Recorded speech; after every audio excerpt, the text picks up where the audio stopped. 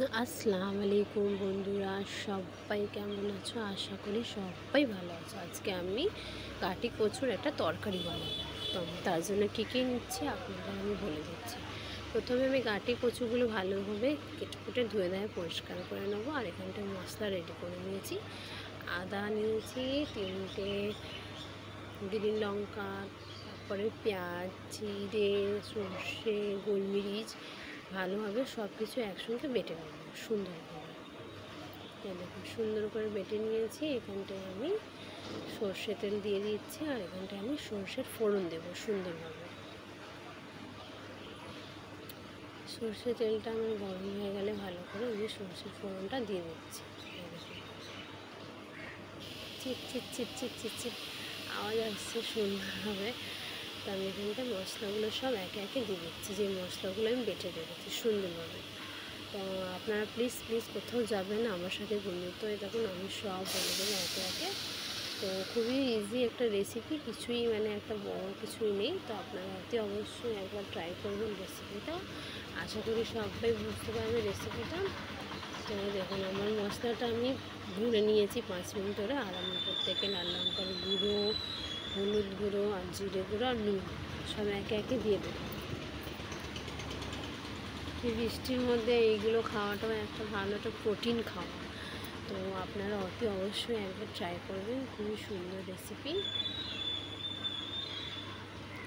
আরও এরকম নানা রকম রেসিপি চাই আপনাদের, আমাকে কমেন্টে জানাবেন। আমি অবশ্যই আরও নানা রকম রেসিপি নিয়ে আসবো তোমাদের জন্য।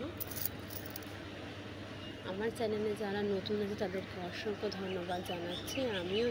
আমাকে যারা সাপোর্ট করবে আমিও তাদেরকে সাপোর্ট করবো, তাদের পাশে থাকবো, অবশ্যই থাকবো। তাদের ভিডিও শেয়ার করে দেবো, লাইক করে দেবো, সাবস্ক্রাইব করে দেবো। আমাকেও লাইক শেয়ার সাবস্ক্রাইব অবশ্যই করবে। তো আমি এখানটায় মশলাটা কষে নিচ্ছি, প্রায় 10 মিনিটের মশলা কষে নেবো। আর মশলার যে বাটিতে জল ছিল সেটাও দিয়ে দিচ্ছি একে একে। তো যতক্ষণ না মশলায় তেল ছেড়ে আসবে আমি এখানটায় কচুটা দেবো না। তো দেখুন আপনারা দেখতে থাকুন বন্ধুত্ব হয়ে। আমার খুবই ভালো লাগে যারা আমাকে সাপোর্ট করে বা আমি সাপোর্ট করি। এক দুসরের পাশে থাকবো, তখন না আমরা আগে বাড়তে পারবো, তাই না বলো? আপনারা কমেন্টে অবশ্যই জানাবেন। তেলের উপরে চলে আসবে, তো আমি এক এক এখানে কচুগুলো সব দিয়ে দেবো। মশলার গন্ধ না গেলে কিন্তু কচুটা দেওয়া যাবে না, নাহলে ফির তারপরে কী হবে, কচুটা গলে গেল, মশলার গন্ধটা রয়ে যাবে।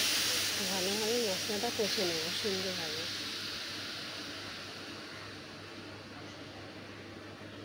তো দেখুন তেলের উপরে চলে এসছে। আমি খুব অল্প তেলেই রান্না করি। তো এখানে দেখুন কচুগুলো দিয়ে পরিষ্কার করে রেখেছি, তো সব একে একে দিয়ে দিচ্ছি সুন্দরভাবে।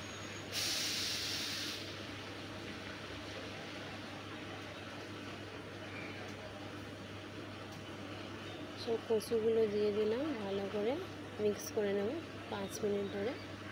আর আমি কুক করতে দিয়েছিলাম দুটো সিটি, তাই জন্য আমার কচুটা মাশাআল্লাহ ভালোই গলেছে। তো আপনারা চাইলে একটা সিটিতেও গলাতে পারেন। তো আমি দুটো সিটিতে গলে দিয়েছি।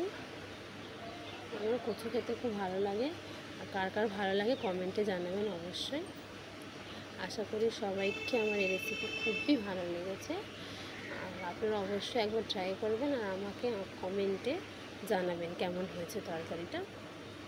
খুবই ইজি একটা রান্না, যারা রান্না করতে পারে না তারাও দেখে রান্না করে নেবেন। খুবই সুন্দর একটা রেসিপি। আপনারা গরম গরম ভাতের সাথে, রুটির সাথে খাবেন, খুবই সুন্দর লাগবে। তো মাশাআল্লাহ আমার তরকারি খুবই সুন্দরভাবে রেডি হয়ে যাচ্ছে, আপনারা দেখতেই পাচ্ছেন।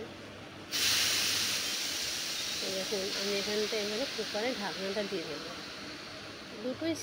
মাত্র দুটো সিটিতে আমার কচুটা গলে যাবে। আর এই বৃষ্টিতে যা দারুণ লাগছে না রান্না করতে। এই দেখুন খুবই সুন্দরভাবে আমার কচুটা গলে দিয়েছে। দেখুন অনেকটা ভেঙে গেছিলো, তার কারণে আমি নাড়াচাড়া করছিলাম না।